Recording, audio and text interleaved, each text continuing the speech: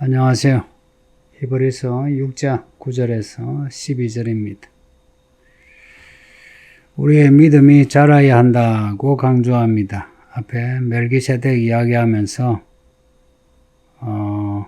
이 멜기세덱 이야기를 받아들이지 못하는 사람들 향해서 시간이 되었음에도 여전히 어린아이와 같이 말씀의 초보에 머무는 것에 대해서 한마디 하고, 이제 선생이 되어서 의의 말씀, 이 단단한 말씀을 받아들이고 믿음 생활이 변화되어야 한다 하고 강조하고 있습니다. 그리고 어제 읽은 부분은 좀 무거운 내용이었죠. 완전한 믿음으로 가야 한다 해놓고 그러지 못한 사람들, 고의로 죄를 짓는 사람들, 그러니까 하나님의 구원의 맛을 본 사람들이 고의로 죄를 지으면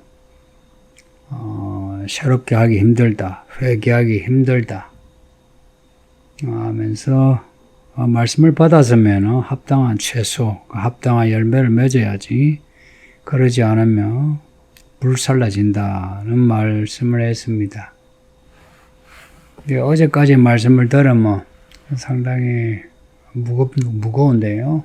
근데 오늘 말씀은 좀 더 희망을 주는 말씀입니다.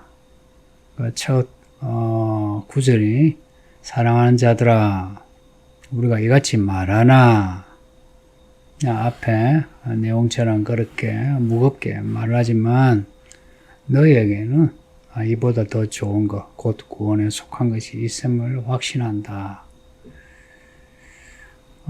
앞에서 그런 말을 했지만 그래도 너희에겐 구원받은 은혜가 있고 하나님이 약속하신 축복이 있음을 나는 확신한다.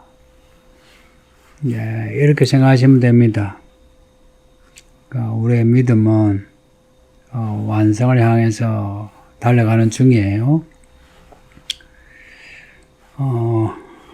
믿음이 자라는 중이지만 아직 부족한 부분이 있어요. 그 부족한 부분이 앞에서 하나님의 은혜를 맛보고도 우리 마음이 약하고 악해가지고 고의로 죄를 짓는 부분이 있죠.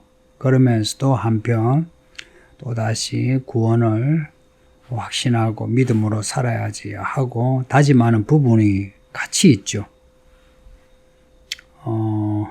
이렇게 우리의 이 양면성에서 앞에는 어제 읽은 부분에는 우리가 고의로 계속 그렇게 타락하면 다시 회개하기 힘들다, 다시 돌아오기 힘들다는 것을 강조하고요. 오늘 말씀은 그럼에도 우리 속에 있는 구원의 은혜, 그리고 믿음으로 살고자 하는 이 마음, 그거 확신하고 그것을 붙잡고 믿음으로 살자 하는 겁니다. 결국 이 선택은 우리가 하는 거예요. 우리가 이 말씀에 대해 어떻게 반응하는가에 따라서 결과는 달라져요. 10절 보면은 하나님은 불의하지 아니하시다. 이걸 거꾸로 말하면 하나님은 의로우시다. 성경은 전체가요 하나님의 의에 대해서 말씀합니다. 예수님이 십자가에 못 박혀 죽임을 당하신 것도 하나님의 정의예요. 그렇게 해야만 우리의 죄를 용서하실 수 있는 거예요. 하나님이시라고 그냥 내가 너희 죄를 다 용서하마, 다 구원하마 이러시지 않으신다는 거예요. 그러니까 하나님은 하나님의 의로 행하시는 거예요. 그러니까 하나님의 의는 하나님의 옳음인데요. 그 옳음으로 우리의 옳음과 그름을 판단하세요. 그래서 정의의 심판이라고 들어보셨죠. 하나님은 정의로 심판하세요. 그래서 하나님의 의가 결선하시는 잣대가 되고 저울추가 됩니다. 그러니까 하나님이 의로우시다 하면 우리를 저울로 재요. 재는데 10절 보면 너희 행위와 그의 이름을 위하여 나타낸 사랑으로 이미 성도를 섬긴 것과 이제도 섬기고 있는 것을 잊어버리지 아니하시느니라. 누가? 하나님이. 왜? 의로우시니까. 그 의로 우리의 하나님을 섬기는, 성도를 섬기는 그 의로운 행위들을 잊어버리지 아니하신다는 겁니다. 한편 우리가 하나님의 은혜를 받고도 죄를 짓는 이 부분 하나님이 잊어버리지 아니하시면서 한편으로 우리가 그래도 믿음으로 살려고 이렇게 아등바등 말씀도 읽고 기도도 하고 또 일상에서 착하게 살려고 하는 그 부분, 또 교회에서 교회를 섬기고자 하는 그 부분을 하나님이 아신다는 겁니다. 성도님들, 하나님이 우리의 믿음의 행위를 아시니까 섭섭해하지 마세요. 그 앞에 어제 읽었던 그 부분을 읽으면 갑자기 암울하죠. 우리가 믿음으로 살고자 하지만 한편으론 우리가 고의로 죄를 짓는 부분이 있지 않습니까? 이제 그런 부분 때문에 우리가 괜히 위축이 되고 뒤로 처지게 돼요. 그렇게 되면 은혜의 보좌 앞에 나아가는 게 주저주저하게 됩니다. 그러지 말라는 거예요. 우리의 이 양면성에서 하나님을 향한 이 의로운 행위를 더 살아내야 하는 겁니다. 우리는 서로가 서로에게 믿음으로 살고자 하는 그 마음을 이렇게 독려해야 되고, 그리고 교회 안에서도 성도를 섬기는 행위 서로 우시아우시아 하면서 하자고 해야 합니다. 11절 보면 우리가 간절히 원하는 게 뭐냐? 너희 각 사람의 동일한 부지런함을 나타내어 끝까지 소망의 풍성에 이르러. 12절 보면 약속들을 기업으로 받는 자들이 되는 거예요. 하나님은 우리의 믿음을 아시는 거예요. 그리고 히브리서 기자, 그리고 기자와 함께하는 이 믿음의 사람들은, 이 사람들이 원하는 거는 우리 모두가 다 같은 부지런함으로 같은 방향으로 소망을 가지고 약속의 이 말씀 붙잡고 가자 하는 겁니다. 동일한 부지런함, 이 단어는 제가 자주 사용하는 단어죠. 교회는 그리스도 안에 있는 사람들이에요. 그래서 그리스도의 몸, 한 몸이에요. 한 몸은 머리가 되신 그리스도의 말씀에 같이 움직여야 돼요. 머리가 다르면 몰라도 같은 머리이신 예수님이십니다. 예수님이 말씀하시면 다 예수님의 말씀을 다 들어야 돼요. 이게 이제 동일한 믿음입니다. 근데 다 듣는데 얼마나 우리가 그 10절에 나오는 그 행위, 섬김 이걸 가지고 있느냐, 이게 이제 부지런함이죠. 그 믿음의 행위, 믿음의 섬김 이것을 같이 같은 부지런함으로 해내자 하는 겁니다. 그렇게 하려면은 이 말씀에 대한 소망을 가지고 있어야 돼요. 이 말씀에 대한 소망이 없으면 조금 하다가 그냥 포기해버리죠. 그러니까 믿음, 그리고 인내. 이 두 단어를 잊지 마세요. 믿음과 인내. 있어야 소망에 끝까지 이르게 됩니다.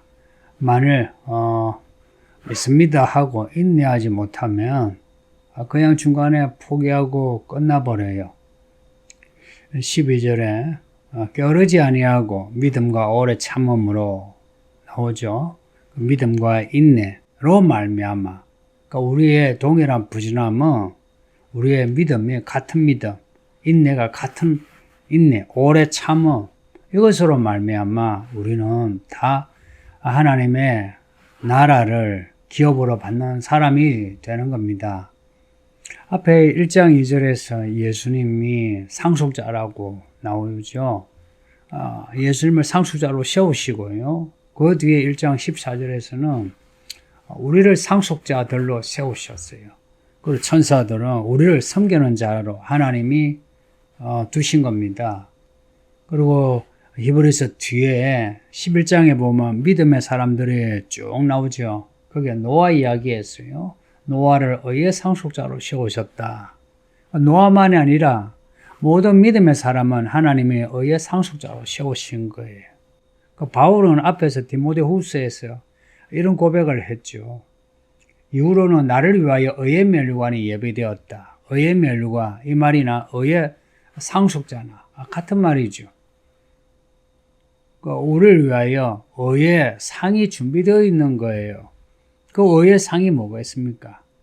하나님의 의로우시니, 하나님의 나라를 기업으로 받게 하시는 겁니다. 우리가 요한계시록에서 읽은 그 새 예루살렘의 모습은 하나님의 의의 모습이라고 보시면 됩니다. 하나님의 의가 그렇게 생겼다. 그 내용이 이런 내용이다 하는 겁니다. 그것을 이미 우리에게 계시를 드러내어 보여주셨으니 성도님들 우리 깨어리지 맙시다.